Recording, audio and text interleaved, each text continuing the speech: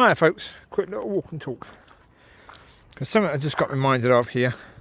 We're in the woods with the little fairy houses. Just checking over there, make sure no one's coming. No. Nice little walk, isn't it? See, you've got all the trees covering.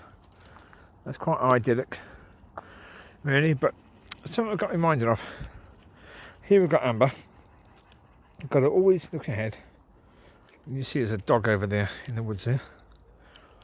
Just about to see the owner there and the dog there. If this is any dog that she doesn't know, she'll run and tell that dog off, which of course is a problem. But then thinking about that, we're not just thinking, in life, wouldn't it be useful if we could see ahead? It would indeed, but we don't. We don't have that ability to be able to see ahead, to see, what's ahead of us, on the path. Decisions we should make before we come up to it. We don't have any of that. We have to make decisions on the spot. And that's why I always say to people, one thing I don't understand with younger people is that they have a way with them where they don't want to learn by other people's mistakes. They want to make their own. Okay, you can make your own. But making your own is going to be a damn sight harder than it is to learn from someone else's mistakes. You should always learn from other people, and then do what you can from what you learn. Because you're not going to learn everything from other people. But there are some lessons you can learn which are going to be far too painful to make yourself. So if you can learn them, learn them. Right, see sticky. Mollie wants sticky. Go on in, Mollie. You get it. Get it in, Mollie. You can bring it, Bubs. Bring the sticky, Mollie. You bring it. Bring it, Bubs. He's a good girl. Look at Mollie Collie with a sticky. Oh, that tail waggy. Look at the tail waggy. Mollie's a happy girl. You're a happy girl, Mollie Collie. Yes, come in. Bring the sticky, Bubs. And there's Chewie ahead. Oh, he always is ahead, little Choo-Choo. There he is. His hair's starting to go back now.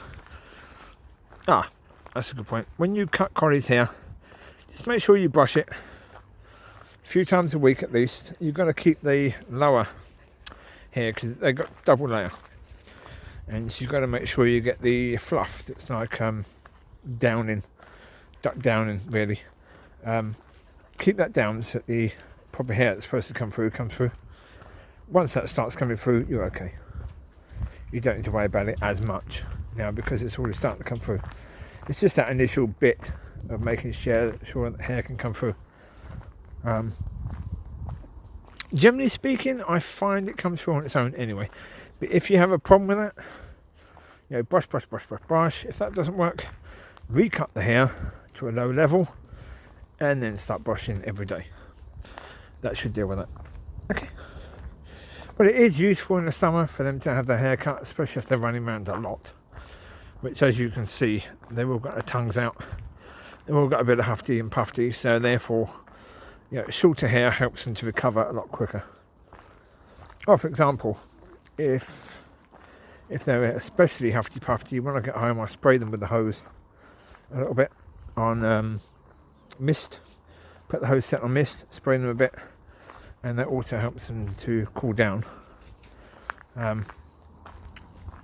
Because obviously, shorter coat means the water gets to their skin a lot easier with a long coat. So, yeah. But back to the point, we all have things that we need to learn. All of us in life. I'm coming up to 51 in a matter of days. And even at that age, I still have so much to learn. There's so much that I still haven't learned. But if I can learn from someone else's mistake, I will do. One thing I have learned in life is do that. Because if you don't do that, you've got to make all the mistakes yourself, and that's far harder. It's a far harder thing to do. Well, we're coming towards car. It's just round that bend over there. So we can go a bit further, but then I'll have to end the video. Oh, we've got nice weather now.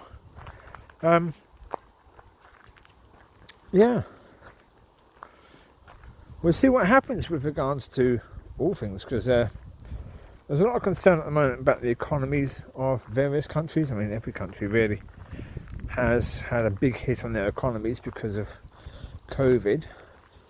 So, yeah, there is a concern of that. So, we'll see. America certainly tried to open up way too quick.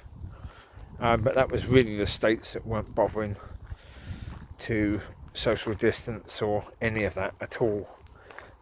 They were Republican states mainly, because they're saying, well, Trump says that the virus is a hoax, so we're going to say it's a hoax, and therefore we don't need to do anything about it. Yeah. Clearly, it isn't a hoax. As the cases have gone up massively in that country, and the deaths have gone up massively. Yeah, it's a scary situation, really. Really is, yeah. Thankfully in the UK now, they've got what they think could be a what's it called? Well, a thing to beat the virus. Yeah. You know what it's called, I know what it's called, I just can't get it in my head right now, so but that.